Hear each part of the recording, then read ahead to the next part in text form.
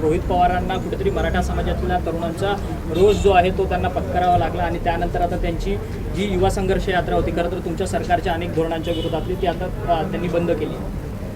असं आहे, त्यांना बंद करायला कारण मिळालं, नाहीतर चालू राहिली असती तर त्यांना किती प्रतिसाद मिळाला असता तो त्यांना अनुभवायला मिळाला असता. काही माणसं काही कारणं शोधत असतात, आण्याचं नेमकं कारण त्यांना मिळालं. नशिबान आहेत ते, अनेक अर्थाने नेहमीच नशिबान आहेत, यावेळेला आणखी नशिबान ठरले. धन्यवाद. उपमुख्यमंत्री अजित पवार यांना थेट स्वतःच्याच मतदारसंघात असलेल्या माळेवाडी साखर कारखान्याच्या कार्यक्रमाला जाता आलेलं नाही. खरं तर उपमुख्यमंत्री अजित पवार यांचं संपूर्ण फेल्युअर म्हणायचं का? खरं तर त्यांच्याच मतदारसंघात त्यांना जाता येत नाही, टॅकल करता येत नाही. आपण काहीतरी विसंगत बोलता. दादांचं फेल्युअर बारामतीमध्ये कधीच होऊ शकत नाही. लोकभावनांची कदर करणं हा विचार आमच्या सर्वांच्याच मनामध्ये त्या ठिकाणी आहे. त्यापेक्षा वेगळं त्याच्यामध्ये असण्याचं काही कारण नाही. दादा कालही बारामतीच्या जनतेच्या मनातले जे काही काम करण्याची त्यांची जी भूमिका आहे, गेले 35 वर्ष ज्या पद्धतीने बारामतीच्या परिसरामध्ये त्यांनी काम केलं, ते त्यांच्या पद्धतीने बारामतीकर त्यांच्यावरती उदंड प्रेम त्या ठिकाणी करत आहेत. त्यामुळे कुठलंही फेल्युअर असण्याचं काहीच कारण नाही.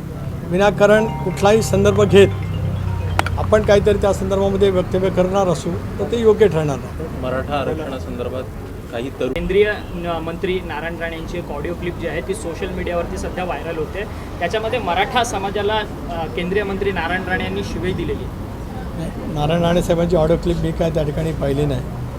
मराठा समाजाचं आरक्षण द्यावं यासाठी ज्यावेळेला राज्यामध्ये लोकशाही आघाडीचं सरकार होतं, ज्या सरकारमध्ये मी पण मंत्री म्हणून त्या ठिकाणी होतो, त्याला नारायण राणेंच्याच अध्यक्षतेखाली एक समिती नेमली गेली होती. राणे समितीचा अहवाल आला, त्यावेळेला मराठा समाजाला आरक्षण देण्याचा निर्णय लोकशाही आघाडीच्या सरकारच्या माध्यमातून घेतला गेला. दुर्दैवाने उच्च न्यायालयामध्ये ते टिकलं नाही. देवेंद्र फडणवीस राज्याचे मुख्यमंत्री असताना त्यांच्या सरकारने मराठा समाजाला आरक्षण दिलं, ते उच्च न्यायालयामध्ये टिकलं, परंतु सर्वोच्च न्यायालयामध्ये त्या ठिकाणी टिकलं नाही. त्यामुळे या विषयाचा सखोल अभ्यास नारायण राणेंचा त्या ठिकाणी आहे. त्यांची क्लिप मी पाहिलेली नाही, त्या बाबतीमध्ये मी मत व्यक्त करू इच्छित नाही. त्याचबरोबर ती त्यांची काही स्पष्ट मतं असतात, ती वेळोवेळी त्या ठिकाणी प्रकट करत असतात. सर्वांनाच ती आवडतील अशातला काय भाग नाही. प्रत्येकजण आपापल्या माध्यमातून, लोकशाहीच्या माध्यमातून आपलं मत त्या ठिकाणी प्रकट करतात. खरं तर अनेक नेत्यांना गाका करतात आहेत. आगामी लोकसभा आणि विधानसभेच्या निवडणुका येऊन ठेपलेल्या आहेत. कुठेतरी राज्य आपल्या हातातून जाणार, त्याचमुळे माझ्यावरती जी आहे ती टीका केली जाते असं पवारांचं म्हणणं आहे. मी वारंवार बोलत आलो की आदरणीय पवारसाहेब पत्रकार परिषद किंवा ज्या ज्या ठिकाणी काही त्यांचं मत प्रदर्शन करतील त्या बाबतीमध्ये मी काही बोलणार नाही. राष्ट्रवादी काँग्रेस पक्षाची आमची भूमिका वेगवेगळ्या कार्यक्रमातून, पक्षाच्या मेळाव्यातून आम्ही नेहमीच त्या ठिकाणी सांगणार आहोत. दादांच्या नेतृत्वाखाली NDAमध्ये सहभागी होण्याचा आम्ही निर्णय का घेतला, केव्हापासून भारतीय जनता पक्षाबरोबर जाण्याच्या दृष्टीकोनातून पक्षामध्ये चर्चा सुरू झाली, या बाबतीमध्ये सुद्धा सविस्तर विवेचन मी वारंवार त्या ठिकाणी केलेलं आहे. 2014 असेल, 2016-17 असेल, 2019 असेल, 2022 असेल, 2023 असेल, अशी अनेक घटना राज्यातील जनतेला त्या ठिकाणी निश्चितपणाने माहिती आहे. दादांचा निर्णय काही एका दिवसामध्ये त्या ठिकाणी झालेला आहे. अनेक दिवस, अनेक वर्ष पक्षांतर्गत पक्षाच्या सर्वोच्च नेत्यांच्या सहमतीच्या माध्यमातून जी काय भूमिका वेळोवेळी घेतली गेली होती, त्याचा परिणाम म्हणजे NDAमध्ये आम्ही त्या ठिकाणी सहभागी झाले. मराठा आरक्षणावरती आता सध्या वातावरण तापलेलं आहे. मनोज जरांगे पाटील गेल्या 4 दिवसांपासून आमरण उपोषणासाठी बालपण बघायचं तर त्या संदर्भात आत्महत्या होताना बघायला मिळालेली आहे. आणि अशा प्रकारे सरकारला देखील कुठेतरी कोंडीत पकडण्याचा प्रयत्न होताना दिसतोय. या सगळ्याकडे कसं बघता आहे? प्रश्न सोडवण्यासाठी सगळ्या मराठा संघटनांचं म्हणणं, ज्या ज्या वेळेला सकल मराठा समाजाने राज्यभरामध्ये आंदोलन काढले, त्या सर्वांचं म्हणणं हे आहे की मराठा समाजाला आरक्षण मिळालंच पाहिजे आणि ते आरक्षण टिकलं पाहिजे. दुर्दैवाने गेल्या 2 वेळेला दिलं गेलेलं आरक्षण कायद्याच्या कसोटीवरती न्यायालयामध्ये टिकलं नाही. आजही सगळ्या समाजाची तीच भावना आहे की आरक्षण मिळालंच पाहिजे, परंतु ते कायद्याच्या कसोटीवरती टिकलं पाहिजे. कालही मी आवाहन केलं, आजही मी नम्रतेचं आवाहन करू इच्छितो आहे की संयमाने हा सगळा प्रश्न सोडवण्याच्या दृष्टिकोनातून राज्य सरकार पावलं त्या ठिकाणी उचलतं आहे. त्या दृष्टिकोनातून सुद्धा आज ज्या काय आत्महत्या होत आहेत त्या सर्वांच्यासाठी क्लेशकारक आहेत, दुर्दैवी आहेत. सगळ्या मराठा समाजांची तरुणांना मी विनंती करू इच्छितो आहे, राष्ट्रवादी काँग्रेस पक्षाचा प्रदेशाध्यक्ष नात्याने सरकार सकारात्मक आहे.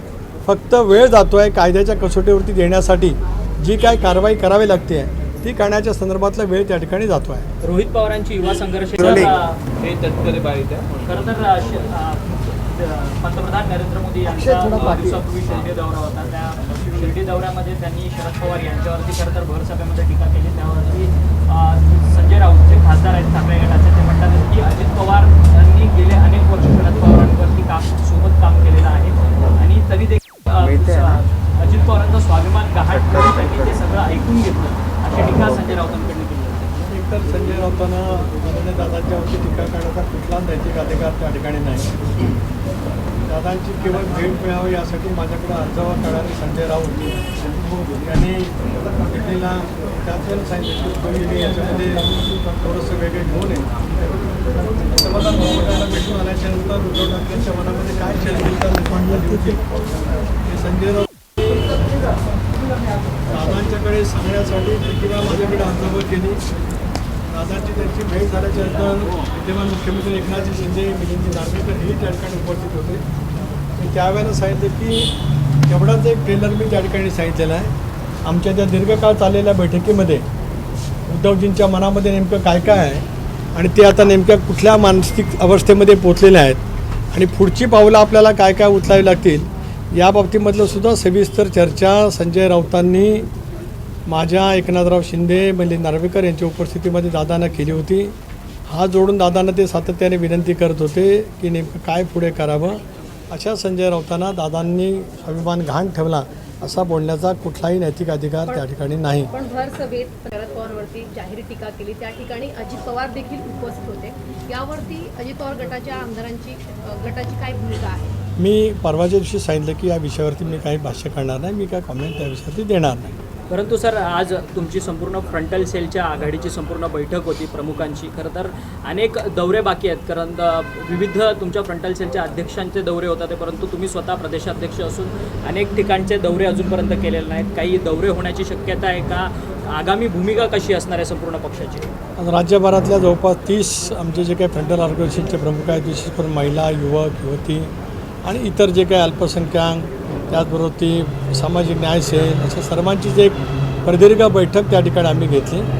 जवळपास 3 तास आगामी येणाऱ्या संबंध राजकीय बाबी, निवडणुका असतील, दादांच्या नेतृत्वाखाली आम्ही घेतलेली भूमिका असेल, त्या फ्रंटल ऑर्गनायझेशनची राज्य जिल्हास्तरीय कार्यकारिणी नेमायची असेल, या संदर्भामध्ये आम्ही सखोल त्या ठिकाणी चर्चा केली.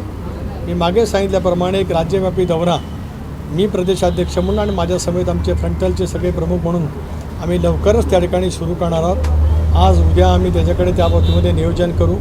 दिवाळीच्या नंतर दादांचाही राज्यव्यापी दौरा आम्ही त्या ठिकाणी नियोजित केलेला आहे. एका बाजूला आज मराठा आरक्षणाच्या संदर्भामध्ये सुरू असलेली भूमिका, मराठा समाजाला आरक्षण देण्याच्या बाबतीमध्ये राज्य सरकारने उचललेली पावलं, त्या संदर्भामधली सुद्धा भूमिका काल राष्ट्रवादी काँग्रेस पक्षाचा प्रदेशाध्यक्ष म्हणून मी त्या ठिकाणी आपल्या साऱ्यांच्या मार्फत संबंध महाराष्ट्रामध्ये व्यक्त केलेली आहेत.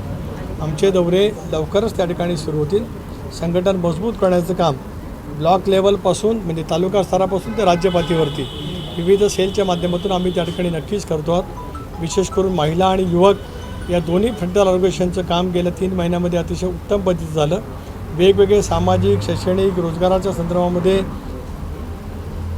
पक्षीय सोडून अनेक सामाजिक उपक्रम ज्या पद्धतीने घेतले गेले त्याला उदंड प्रतिसाद जनतेचा आणि विशेष करून महिला भगिनींचा, तरुणांचा त्या ठिकाणी मिळाला.